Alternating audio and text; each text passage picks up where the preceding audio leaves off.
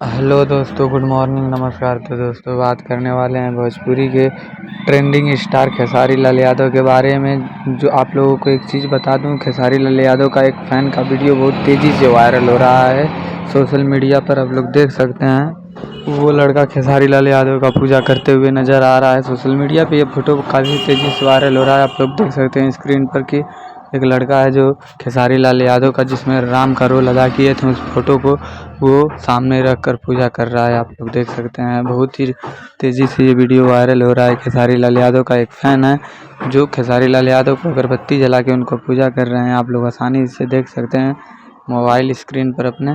तो प्लीज़ अगर आप हमारे चैनल पर नए आए हैं तो हमारे चैनल को सब्सक्राइब कर लीजिए, वीडियो को लाइक कीजिए, कमेंट करके बताइए कि आप किसके फ़ैन हैं। खेसारी लाल यादव के हैं तो कमेंट करें, पवन सिंह के हैं तो लाइक करें।